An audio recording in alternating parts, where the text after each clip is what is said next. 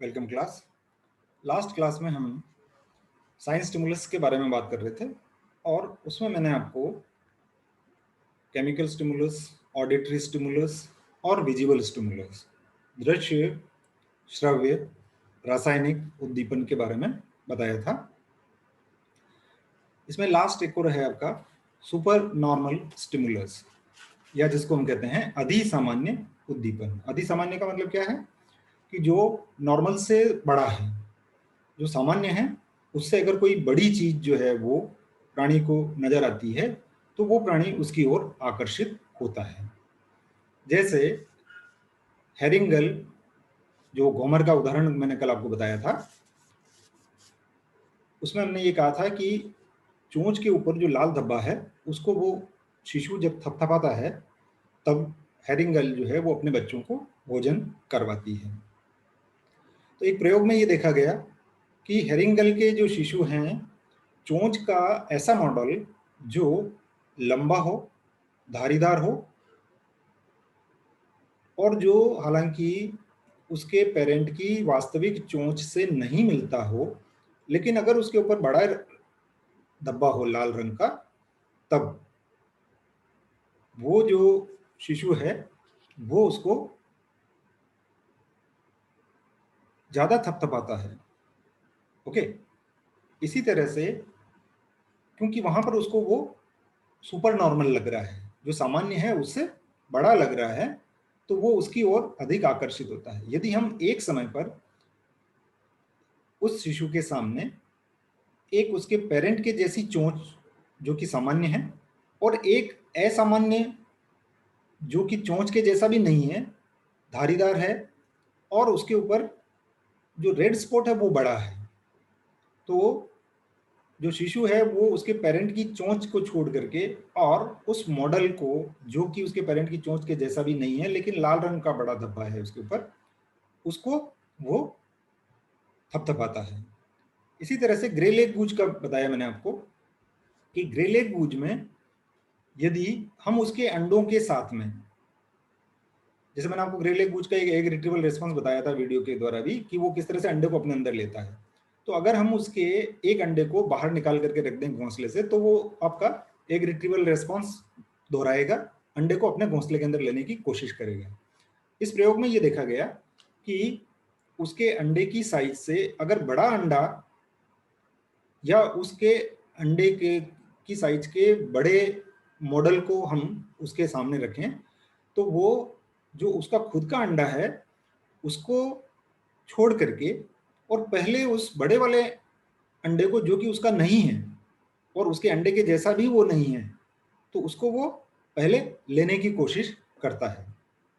ठीक है, इसी तरह से स्टिकलबैक वाले जो एग्जांपल, वो भी वीडियो मैंने आपको दिखाया था, उसमें मैंने आपको ये बताया था कि अगर जो स्टिकलबैक है वो स्टिकलबैक के जैसा नहीं दिख रहा है, डिफरेंट शेप का मॉडल है, लेकिन अगर उसकी बेली पर लाल रंग का रंग ज्यादा है, लाल रंग का मात्रा जो है वो ज्यादा है, तब वो स्टिकलबैक जो है उस अधिक फैले हुए लाल रंग की ओर आकर्षित होगा और उसको अटैक करने की ये कोशिश करेगा। तो ये जो सुपर नॉर्मल स्टिमुलस है, ये केवल इन जानवरों की ही बात नहीं है, ये जितने भी विज्ञापन आप देखते हैं उसमें इसी सिद्धांत का उपयोग किया जाता है। आपके सामने एक कपड़ा जो है वो धो करके दिखाया जाएगा कि देखो ये कपड़ा इतना सफेद हो गया है ना, तो आप उसकी ओर डेफिनेटली आकर्षित होंगे क्योंकि वो एक सुपर नॉर्मल स्टिमुलस आपको दे रहे हैं। ठीक है, कुछ ऐसे एड जो हैं, ज्यादातर एड्स में बेसिक प्रिंसिपल ही यही है कि आपको वो सुपर नॉर्मल स्टिमुलस जो है वो प्रोवाइड कर रहे हैं और उसकी वजह से आप आगे उसकी ओर देख रहे हैं। और अगर लिटरेचर में आप पढ़ेंगे इसको, तब भी वहां पर भी ये जो है कंसेप्ट है, बिगर इज बेटर, है ना। ये कहा जाता है ना, बिगर इज बेटर, बड़ा है तो अच्छा है ना। तो ये सुपर नॉर्मल स्टिमुलस का फायदा हमारे ऊपर उठाया जा रहा है। मॉडल जितने भी विज्ञापन हैं उनमें इसी का नियम जो है वो फॉलो करते हैं और हम उसके कारण से उनके प्रोडक्ट की ओर अधिक आकर्षित जो हैं वो होते हैं। ओके, लास्ट में हम आ जाते हैं कि क्या एक से अधिक उद्दीपन अगर एक साथ दिए जाएं तब क्या होगा। तो इन प्रयोगों के आधार पर एक नियम बनाया गया, उद्दीपन के संकलन का नियम, लॉ ऑफ समेशन इसको कहा जाता है, law of summation of stimulation, उद्दीपन के संकलन का नियम। तो उद्दीपन के संकलन से क्या मतलब है हमारा यहाँ पर, कि जो प्रभाव हो रहा है इसको हम उद्दीपन के संकलन का नियम जो है वो कहते हैं। देखिए इसमें क्या होगा कि अगर कोई व्यवहार एक से अधिक उद्दीपनों के द्वारा प्रभावित होता है तब उसमें कौन सा कारक अधिक प्रभावी होगा, ये भी एक देखने का विषय है। जैसे ग्रेलिंग बटरफ्लाई होती है वो, उसके लैंगिक व्यवहार के अध्ययन के लिए अलग अलग प्रकार के मॉडल बना करके और उसके पास में रखे गए। तो उसमें क्या होता है कि मॉडल की गति, रंग और दूरी, इन पर यह व्यवहार जो है वो निर्भर करता है। जैसे इनमें से क्या होगा कि अगर कोई एक उद्दीपन जो है कमजोर हो जाता है तब दूसरा उद्दीपन जो है वो उसके ऊपर प्रभावी हो जाता है। जैसे सामान्यतः ये जो बटरफ्लाई है ये गहरे रंग के प्रति ज्यादा आकर्षित होती है, लेकिन अगर हम इसके सामने दो मॉडल रखें जिसमें कि गहरा रंग जो है वो इससे ज्यादा दूरी पर है, लेकिन अगर कोई मॉडल छोटा भी है और जैसे पीले रंग का है जो पास में रखा हुआ है, तब ये उस छोटे पीले रंग के मॉडल की ओर आकर्षित होगी। क्योंकि देखिए सभी एनिमल जो हैं वो इस चीज को कैलकुलेट करते हैं कि आपका investment in terms of energy क्या होगा उस बिहेवियर में। अगर उनको कोई दूसरा ऑप्शन मिल रहा है तब वो दूसरा उद्दीपन की ओर भी आ सकते हैं। जैसे इस केस में अगर पीला रंग जो है वो और छोटा मॉडल जो पीले रंग का है उसको अगर पास में रखा हुआ है, लेकिन जो गहरे रंग और बड़ा वाला जो मॉडल है वो अगर दूर है, तब बटरफ्लाई जो है वो उस छोटे और पीले रंग के ओर आकर्षित होगी। ये एक एक्सपेरिमेंट लॉरेंज और सीज के द्वारा किया गया था और इसको उन्होंने बताया कि इस तरह से जो उद्दीपन है वो एक दूसरे के ऊपर प्रभाव जो है वो रख सकते हैं। ओके, ये कुछ एग्जांपल हैं सुपर नॉर्मल स्टिमुलस के जो मैंने आपको बताया था कि देखिए यहाँ पर ये बेली का रंग जो है वो जितना ज्यादा है तो वो उसके ऊपर होगा। और जो ग्रे लेग गूज का बता रहा था मैं, देखिए ये इसका सामान्य अंडा है, लेकिन इसके सामने अगर इतना बड़ा अंडा रख दिया हमने, है ना, तब भी ये इसके आकर के और इसके पास आएगा। जैसे विज्ञापन की बात कर रहा था मैं आपको, आपको ये बताया जाता है कि अगर आप ये तेल लगा लोगे तो आपके इतने बाल आ जाएंगे। एक गंजा आदमी जो है उस तेल को लगातार 10-15 दिन के अंदर उसके सिर के ऊपर बहुत सारे बाल जो हैं वो आ जाते हैं, लेकिन वास्तव में ऐसा होता नहीं है। लेकिन वो उसके प्रभाव को बढ़ा चढ़ा करके और हमें दिखाने का प्रयास जो है वो वहां पर किया जा रहा है। हेरिंगल वाला एग्जाम्पल बताया था मैंने आपको यहाँ पर। तो an exaggerated version of a stimulus to which there is an existing response tendency or any stimulus that elicits a response more strongly than the stimulus for which it evolved।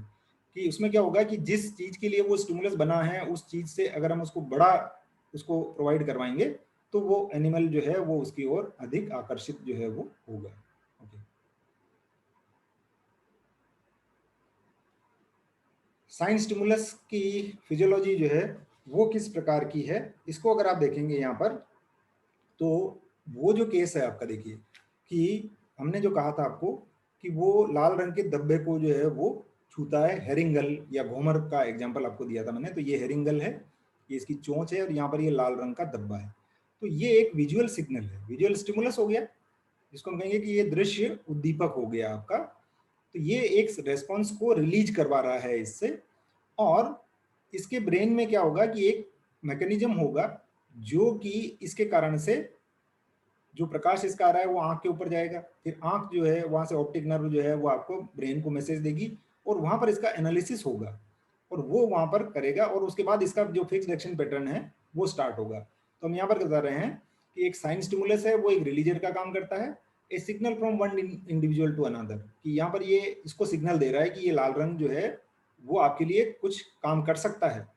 तो then क्या होगा, sensory message from the releaser are processed by innate releasing mechanism in the heart in the nervous system, कि कि यहाँ से ये जो information गई है उसका एनालिसिस होगा ब्रेन के अंदर, और उसको हम कहते हैं इनेट रिलीजिंग मैकेनिज्म, IRM। इसको भी हम थोड़ी देर में मैं आपको इसको डिटेल से बताऊंगा कि सहज मोचन की प्रणाली, आगे वाला जो हमारा कंसेप्ट है वो क्या होता है। और as a result of this analysis, fixed action pattern starts, a pre-programmed series of movement that constitute an adaptive reaction to the releasing stimulus। मैंने आपको कहा था कि ये पूर्वानुमानित होता है, हमें पता है कि जब ये इसको देखेगा तो ये शिशु क्या करेगा, ये इसको थपथपाएगा, जिससे इसको भोजन मिलेगा, तो वो एक फीडबैक का काम करेगा। इसको पता चल गया कि भाई हाँ, इसको अगर मैं थपथपाता हूँ तो मुझे भोजन मिलता है, तो इसके कारण से ये इसको जब भी ये आता है पेरेंट इसका, तो ये इसको थपथपाएगा और ये मुंह खोलेगा और इसके भोजन जो है वो उसको मिलता है। लेकिन मैं जो बता रहा था आपको कि वो समस्या में क्या होगा कि अगर इसके साथ में हम बड़े लाल रंग वाला कोई ऑब्जेक्ट रखते हैं वहां पे, तो वो इसके पेरेंट्स की चोंच को छोड़ करके उस बड़े लाल रंग वाले को थपथपाने लग जाएगा। ओके,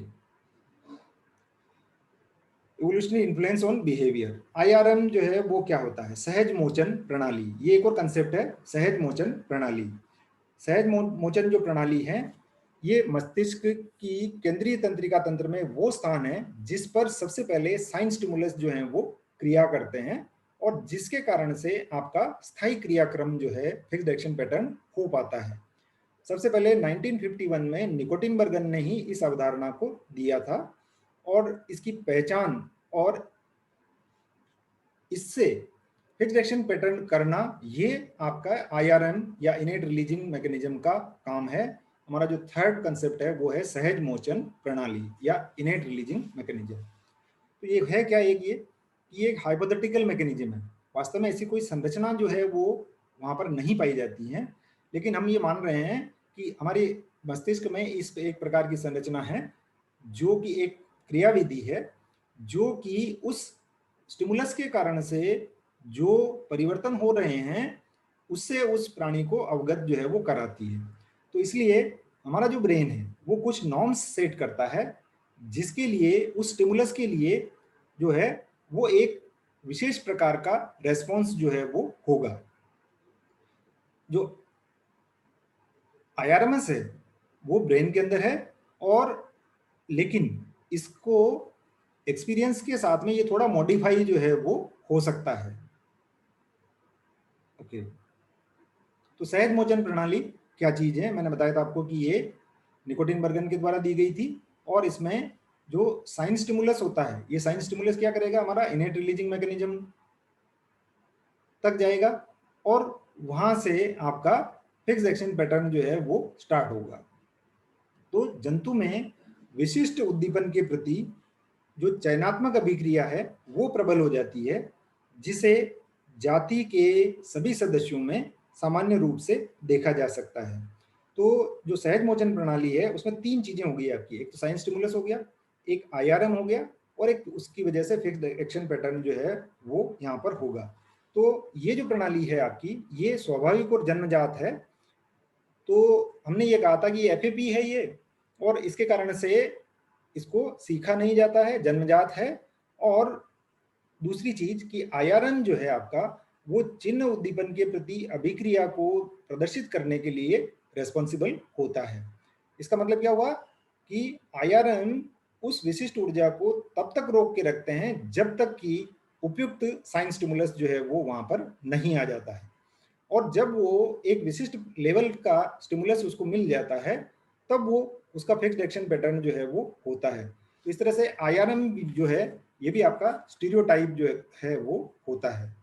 ओके, इसमें जो हम सहज शब्द का प्रयोग कर रहे हैं, सहज सहज शब्द का हिंदी में क्या होता है, सरल प्रकार का, है ना। लेकिन वास्तव में ये सरल नहीं है ये प्रणाली, क्योंकि इसमें बहुत सारी चीजों का रोल जो है वो इसके अंदर होता है, और ये जो IRM है ये लर्निंग से भी प्रभावित जो है वो होता है। जबकि हमने ये कहा था कि फिक्स्ड एक्शन पैटर्न पर लर्निंग का कोई प्रभाव जो है वो नहीं होता है, लेकिन उसकी शुरुआत करने के लिए जो आपको मिल रहा है स्टिमुलस, उसकी पहचान में आपके लर्निंग जो है वो एक इम्पोर्टेंट रोल जो है वो प्ले करती है। तो इसको हम ये कह सकते हैं कि कोई एक सिंगल यूनिट जो है वो IRM के लिए सहायक नहीं होती है, और उसमें कई मल्टीपल लेवल पर कारक जो है वो काम करते हैं। जैसे जब हम मोटिवेशन पढ़ेंगे तब मैं आपको बताऊंगा कि अगर मोटिवेशनल लेवल जो है वो कम हो रहा है तब भी आप स्टिमुलस के प्रति कोई भी रिएक्शन जो है वो नहीं करते हैं, क्योंकि आपका इनेट रिलीजिंग मैकेनिज्म जो है वो उस चीज के लिए तैयार नहीं है और उसके कारण से वो रेस्पॉन्स जो है वो नहीं होता है। ठीक है, तो जीवन काल में विशिष्ट उद्दीपन के लिए चयनात्मक अभिक्रिया जो है वो प्रबल हो जाती है और सभी सदस्यों में इसको हम देख सकते हैं। तो ये प्रक्रिया जो है उसको हम दो प्रकार से देख सकते हैं, इसको समझ सकते हैं। पहली चीज हो गई कि विशिष्ट अभिक्रिया को अभिव्यक्त करने वाले उद्दीपन की सीमा में कमी होना, यानी उद्दीपन की सीमा में अगर कमी आ जाती है तो कभी कभी क्या होता है, बाद में लर्निंग जब हम पढ़ेंगे कंसेप्ट ऑफ लर्निंग तब उसमें हम एक प्रकार की लर्निंग पढ़ते हैं, वो है स्वाभाविकरण। तो इसको आप इस तरह से समझें कि अगर मान लीजिए कि पेड़ की डाल के ऊपर कोई पक्षी बैठा है और उसके सामने आप कोई लकड़ी का डंडा लहराते हैं तब वो डर करके और उड़ जाएगा। लेकिन सामान्य रूप से वो जहां घोंसला बना करके बैठा हुआ है वहां पर हवा से पेड़ की काफी टहनियां जो है वो हिलती डुलती रहती है, लेकिन उससे वो नहीं डरता है। इसका मतलब क्या हुआ कि उसका हैबिचुएशन हो रखा है उस पेड़ की डालियों के हिलने से। इसके कारण से उसमें वो जो फ्लीइंग रेस्पॉन्स है उसका कि वो डर करके उड़ जाना, ये नहीं होता है। ये यहाँ थोड़ा सा मिस टाइप्ड हो गया, टाइपो एरर हो गई। टोड है ये, कि टोड जो है, टोड जानते हैं ना, मेंढक की तरह का होता है लेकिन स्किन इसकी वार्टी होती है, उसके ऊपर मत्स्य होते हैं। मेंढक में जो है वो स्किन इसकी सॉफ्ट होती है और लसलसी होती है, श्लेष्मा उससे स्रावित होता रहता है, पानी के आसपास ही ये पाया जाएगा। जबकि टोड को आप नाइट में जो है वो स्थल के ऊपर आसानी से देख सकते हैं कीड़े वगैरह पकड़ते हुए। तो टोड क्या की आदत क्या होती है कि वो कोई भी गतिशील कीट को देखता है तो उसके ऊपर झपटता है, और इस क्रम में अगर वो मधुमक्खी को पकड़ने की कोशिश करता है तो मधुमक्खी जो है वो उसकी जीभ के ऊपर डंक मार देती है तो उसको दर्द होता है। तो वो उसने सीख लिया है इस चीज को कि मुझे मधुमक्खी को नहीं पकड़ना है। इसी तरह से जो मिलीपीड होती है उसको भी वो शुरुआत में पकड़ लेता है, लेकिन बाद में वो सीख जाता है उसको कि अब मुझे इसको नहीं पकड़ना है। तो वो एक स्टिमुलस तो है वहां पर उसका, लेकिन क्योंकि अब उसके आईआरएम ने उसको एनालाइज करना सीख लिया है कि ये चीज हमारे लिए फायदेमंद है और ये चीज नुकसानदायक है, इसके कारण से फिर वो कभी भी उस टोड जो है मधुमक्खी को और मिलीपीड को वो पकड़ने की कोशिश नहीं करेगा। लेकिन इसमें भी दूसरी चीज है, हैबिचुएशन में बाद में डिटेल में बताऊंगा मैं आपको इसको, कि अगर काफी लंबे समय तक वो मिलीपीड को और इसको नहीं देखता है तो वो भूल जाता है वापस उसको, और फिर वो उसको वापस पकड़ने की कोशिश करता है। फिर उसको वापस याद आ जाता है कि हाँ इसको नहीं पकड़ना, तो उसको अवॉइड करने की कोशिश वो करता है। तो इन सब चीजों को डिसाइड कौन कर रहा है? हमारा आईआरएम जो है, इनेट रिलीजिंग सहज मोचन प्रणाली जो है वो इसको कर रही है। तो अब आपकी समझ में आया होगा कि हम यहाँ जो सहज शब्द का प्रयोग कर रहे हैं वो वास्तव में ये प्रणाली उतनी सहज या सरल नहीं है।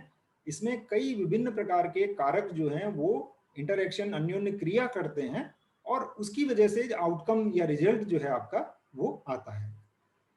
दूसरा कारक ये है कि जितने भी रिलीजर हैं, जो स्टिमुलस हैं, उनमें से किसी एक कारक जो के लिए वो चयन कर लेता है और उसका प्रबलीकरण, यानी उसके लिए उसको स्ट्रॉन्ग एफिनिटी जो है वो हो जाती है, जिसके कारण से इस क्रिया की अभिव्यक्ति जो है वो होता है। जैसे एक और लर्निंग का उदाहरण है आपका, टाइप है इम्प्रिंटिंग, अध्यंकन।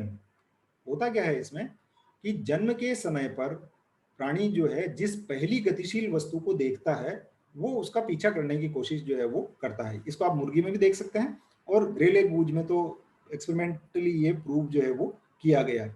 और इम्प्रिंटिंग अगर उसका स्ट्रॉन्ग हो गया तो वो अपने पेरेंट्स को भी छोड़ देता है। मैंने डायग्राम बताया होगा आपको जी, जिसमें कि लॉरेंज जो है वो घूम जा रहे हैं और उसके पीछे पीछे ग्रे लेग वूड जो है वो लगातार उनके पीछे चलता रहता है। ओके, ये देखिए यहाँ पर ये उदाहरण है इसका। कोनार्ड लॉरेंज ने खूब एक्सपेरिमेंट जो है वो इसके ऊपर किए थे, इम्प्रिंटिंग के ऊपर।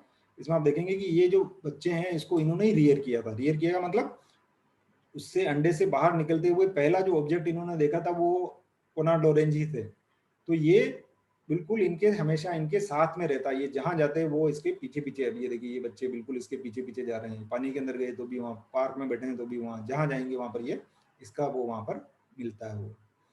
तो इन्होंने कहा कि इंस्टिंक्ट जो है वो एनिमल बिहेवियर में एक इम्पोर्टेंट रोल जो है वो प्ले करती है। इन्होंने इम्प्रिंटिंग या अध्ययन की अवधारणा जो है वो दी थी, वहाँ पर भी मैं इसके बारे में डिटेल से आपको वहाँ पर बताऊंगा इसके बारे में। ओके, ये देखिए यहाँ पर इम्प्रिंटिंग का एग्जाम्पल, ये सब इसके पीछे पीछे चल रहे हैं। जो नेचुरल कंडीशन है उसमें आपने देखा होगा कि पक्षी जो जब जाता है, जैसे अपने यहाँ पर ये तो नहीं मिलता, स्वान तो नहीं मिलता, लेकिन आपके यहाँ पर स्पॉट बिल डक मिलती है। वो उसके बच्चे बिल्कुल उसके पीछे इसी तरह से लाइन बना करके और लगातार चलते रहते हैं वो, क्योंकि वो उसको उसके लिए वो इम्प्रिंट हो रखे हैं, अध्ययन उनका उसके प्रति हो रखा है। ये इसके बारे में हम बाद में लर्निंग में चर्चा करेंगे। ओके, एक और बहुत इंपॉर्टेंट क्रिया विशिष्ट ऊर्जा की अवधारणा, इसके ऊपर आपके एक बड़ा क्वेश्चन जो है वो पूछा जाता है और इसको अलग अलग तरह से पूछा जा सकता है ना। क्रिया विशिष्ट ऊर्जा की अवधारणा को समझाइए, ठीक है।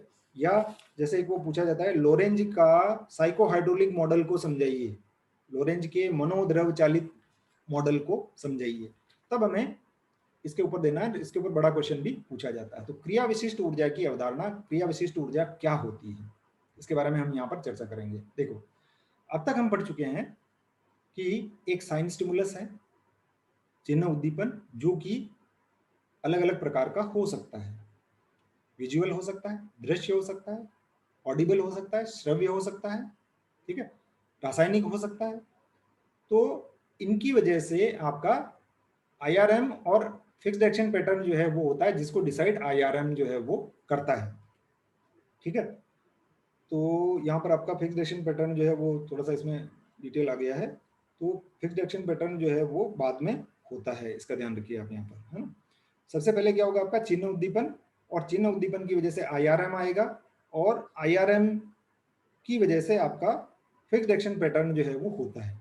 लेकिन क्या हर बार जो साइन स्टिमुलस होते हैं वो फिक्स्ड एक्शन पैटर्न को स्टार्ट करवा पाते हैं? नहीं। जब तक कि मैंने आपको कहा था कि आईआरएम जो है वो उसको एनालाइज करता है और उसके बाद ये होता है। तो ये जो एनालाइज कर रहा है वो किस आधार पर कर रहा है? तो लॉरेंज ने एक अवधारणा दी कि उसके अंदर एक एक्शन स्पेसिफिक एनर्जी जो है वो होनी चाहिए। तो चिन्ह उद्दीपन, फिर आपका सहज मोचन प्रणाली, और फिर क्रिया विशिष्ट ऊर्जा जो है वो डिसाइड करती है एएसई कि आपका स्थायी क्रियाक्रम होगा या नहीं होगा।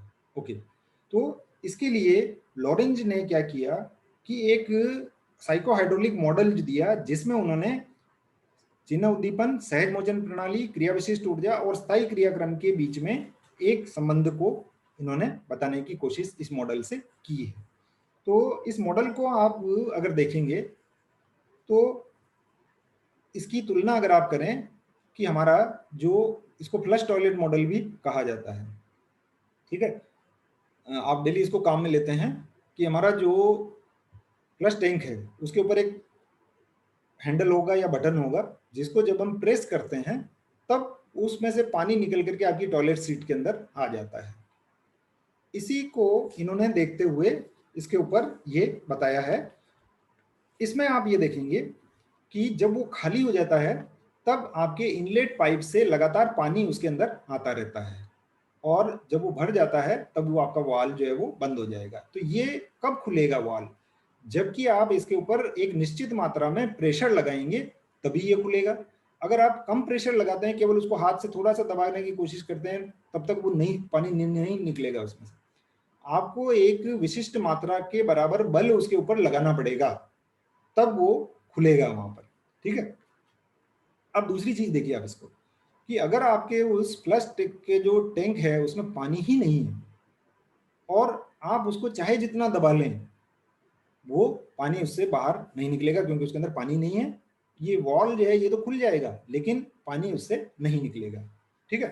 तो इसको हम इस तरह से बताते हैं कि ये मैकेनिज्म कब काम करेगा। इसको हमने कहा है कि ये क्रिया विशिष्ट ऊर्जा है जो कि लगातार एकत्रित होती रहती है, और वो जो स्टिमुलस है वो आपके उस पुली के ऊपर लगने वाले, ये जो पुली से ये जुड़ा हुआ है, उस वॉल के ऊपर लगने वाले प्रेशर के बराबर है। तो अगर स्टिमुलस इतना स्ट्रॉन्ग होगा कि उसकी वजह से आपका जो वाल्व है ये डिसाइड करेगा कि पानी इससे बाहर जाना चाहिए या नहीं जाना चाहिए। इस आईआरएम की द्वारा ये निर्धारित होगा कि ये जो प्रेशर है ये सफिशिएंट है। तब अगर मान लीजिए कि कोई थोड़ा सा ही बल लगता है, तब आपका ये नहीं खुलेगा। मध्यम आकार का बल लगता है तो ये थोड़ा सा खुलेगा, लेकिन आपका जो व्यवहार है वो उतना प्रदर्शित यहाँ पर नहीं होगा। ठीक है। अब देखिए दूसरी चीज एक और, एक हमने यहाँ लिखा कि ड्राइव है ये, है ना। तो ड्राइव क्या है कि जो इंटरनल अर्ज कहते हैं उसको हम व्यवहार में, उसको हम कहते हैं कि आंतरिक इच्छा शक्ति कितनी है। तो जितनी एक्शन स्पेसिफिक एनर्जी ज्यादा होगी उतना ही आपके अंदर ड्राइव जो है वो ज्यादा होगी।